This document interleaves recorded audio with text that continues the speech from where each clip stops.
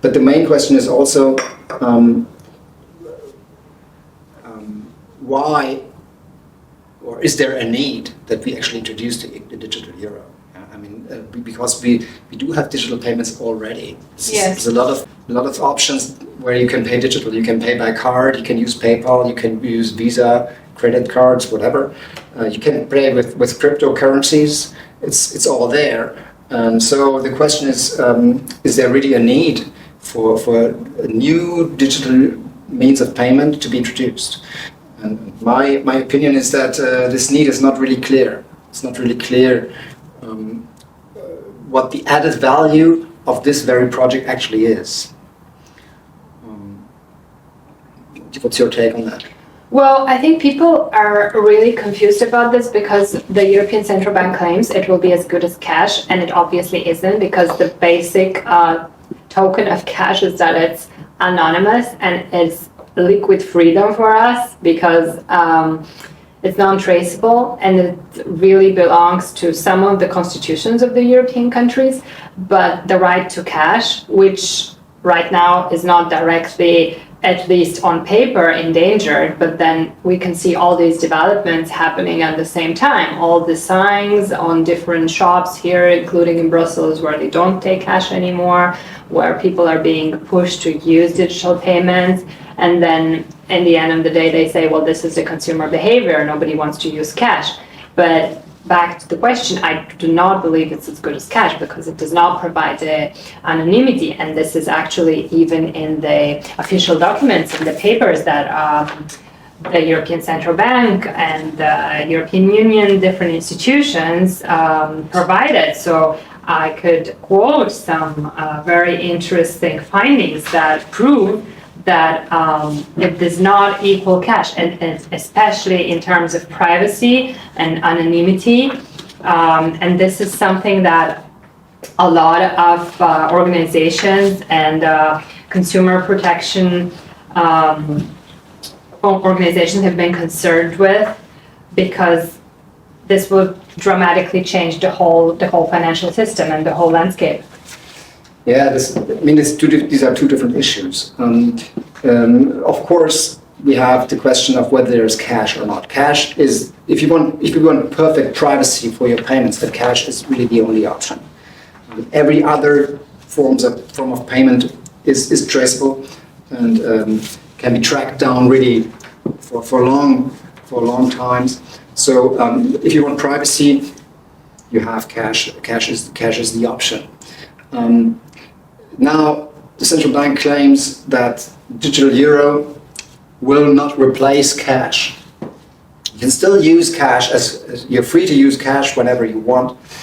And it's true that as long as we do have the cash option, then all things that we are discussing are not as acute as we may think. However, we also note that cash is on the retreat or has been on the retreat for years now, and cash has been used less and less and less. And there is also actions by the EU Commission and by other governments to push back on cash. They don't want cash so much. Also, the banks, the private banks don't want cash so much because it's expensive for them to handle it. And so introducing the digital euro adds to this pressure that's been exercised on cash, and we should be concerned whether cash will be still available in, let's say, 10 or 20 years. And that's then when things get tricky. I mean, at the moment, you could say the digital euro is just an additional means of payment. What you want is still cash available. But it adds an alternative to cash, and it will exercise more pressure on cash, and at one time cash may be gone, and then the problem starts. Yes, especially when we see sentences like this. I might quote something for you just to refer to real European documents, which is the experimentation scope and key learnings from digital euro. This is a document from the European Central Bank. and it links the digital euro to the digital identity. So I will quote that and ask you to put it into place for us. But then also, I'm thinking, even if all this technology is very useful in terms of making our lives easier and more practical, we don't have to queue and everything, is there still the right to have an analog life? Is there still this option? Because when I see in Germany that every citizen is going to have a digital ID, and obviously you cannot access institutions where you have to, do certain files, papers, filing some stuff, or just applications. Yes, these things exist, but then, as you said, you have to have the option, because if you cannot have an analog life, then we're changing the whole structure, the whole system that we operate in. And there has been no broad public debate on that, has there been? Not so far. I mean, definitely not enough debate. I think that the analog life is the real life. Yeah? We should not forget this. This is the real life, and everything that is happening in the digital world is artificial. And people, we can see that in every day. Yeah? People tend to lose their focus because there's so much in the digital world out there. They're using their smartphones all day, and they are getting used. They're being trained. Yeah? To no longer rely on their analogous capabilities and their analogous behaviors. And that's definitely something to be concerned about, in my opinion. Of course, you could say at the moment we still have a right to have an analog life. I mean, at the moment it's still there, but if you consider the habits of the people out there, then we can see that this analog life is less and less used. Yes, and the system puts incentives to push us into the digital, and really a lot of young people, but not only, have very big issues coping with that, and really, as you said, living only in the digital realm. I mean, personally, I think that this is a, as you say, they struggle with it, and I think it has a lot of negative impacts on human society as whole, also on our cognitive abilities and all that, or ways to communicate and to interact as human beings. All of that depends crucially on personal interaction. And we are being, so to say, untrained. We're losing these competencies a lot because we're so much in the digital world out there. So that's certainly a side aspect of the entire story, and something to be concerned about. But it's not directly connected to digital euro, because this process is underway independent of whether we have a digital euro or not. Yes. This is something that people do or do not, and we see that they increasingly do. Yes, I completely agree with you. This could be a topic for another discussion, because I also think it's very important societal point, and also reflected in politics, because these developments are linked in any case. And what I wanted to read out is something from the workflow solutions, from the development here of the experimentation scope on the digital euro.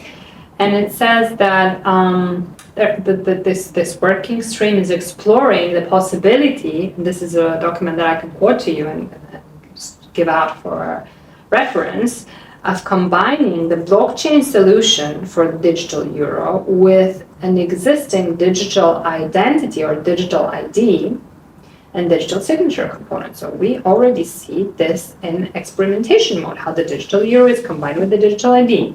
So furthermore, it has looked into how, different degrees of privacy, not privacy, but then different degrees of privacy, because we can then break it down to a little bit of privacy, almost no privacy at all, could be afforded to different parties. And there are different models how you could do that, and implications for compliance with existing regulations in the European Union, like the anti-money laundering or combat of financial terrorism. But as a member of the Committee on Economic and Monetary Affairs, I can tell you that there is a lot of scope for interpretation on what is money laundering and what is financing of terrorism, because the European Union actually puts countries, third countries, non-parties of the European Union, on a list which they assume that they might be related to financing terrorism or money laundering. And the last country that they were looking into and really considering on putting on that list on money laundering is the Russian Federation. So obviously this is a very political motive here. So we can see how a political motive is shaping the way that we use the regulations on money laundering, and this is the regulation that allows privacy to be bended and looked into different degrees, which means digital identity, digital euro. Where is the privacy question mark? Yeah, I mean, this, when you say that privacy can be shaped and decided upon, then this actually is the blueprint for a social credit system, in my opinion. And of course, the combat against money laundering or any form of crime is always the pretense of such action. Now, they will always say, well, we're not imposing a social credit system, we're just fighting the criminals. That's what they're going to say. And of course, this will always be the first instance or the first way in which such things are introduced. But as I said, we should be very suspicious about it, and we should insist on our liberties to not use that system. I mean, if they introduce it, that's okay. I mean, we cannot stop it. We may be not able to stop it, but we should insist on our right to be part of that system or not. Yeah, and that's exactly what you say is the right to have an analog life. Yeah. Yes, and that system, when we look into it, it starts to give me the chills, because there is two things I want to ask you about, because I know you developed them in some of your academic works, regarding the features of central bank digital currencies and digital euros. So one of them is the conditional payments, or the so-called smart contracts in the digital world. So what does that mean? And the second thing that I'm also going to have one quote on is the programmability of money. Well, that's a broad topic. We can say that as our world becomes more and more digital, and we have more and more artificial intelligence in place, we have more and more automatic interaction also between machines and everything. We have blockchain infrastructure for maybe asset management and all that. Then there's also room for automatic digital payment solutions, which may be called smart contracts or not. But what is that? What does it mean? A smart contract is, for example, is a contract that automatically launches certain actions or payments if certain conditions are met. You could say that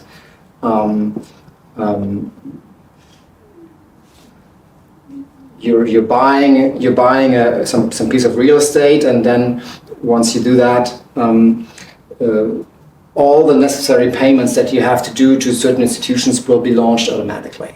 Yeah? So that's one way of imagining how. So I don't have to go to pay my electricity bill every month. It will be subtracted from my digital wallet. Yes. What if I don't have, or if I plan to use my funds or something else, or if I don't have enough money and I don't want to pay my bill this month, and the digital contract just follows through? Yeah, well, then you have to there's probably always ways of stopping such contracts from actually executing payments. But if they're there, but yes, of course, then this is extra. Then I have to think about it. Of course, yes. And I have to try to implement it. And as we know, sometimes technology is not really working. So this is a big thing.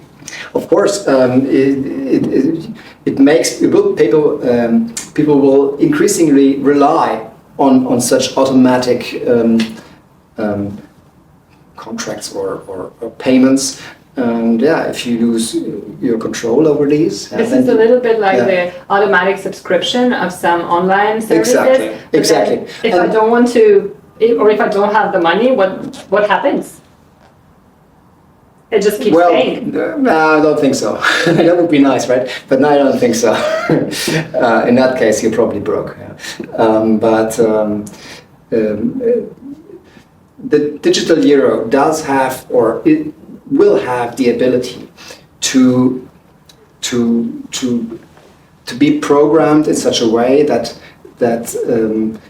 certain payments can be launched and activated automatically. And so you don't have to do much because things will run around you. This really sounds very convenient and like a dream. It could be convenient in a certain way. But then we know that even when you pay by card, you're not that much aware of how much you spend. So especially for people who don't have so much funds and they have to look at exactly how do I spend my salary this month, yes, it really sounds like a dystopia to me. There's always positive and negative aspects about such things. I mean, there is it is convenient on the one hand, but if you lose control over all these activities, then it's also kind of dangerous. And that's always the same thing.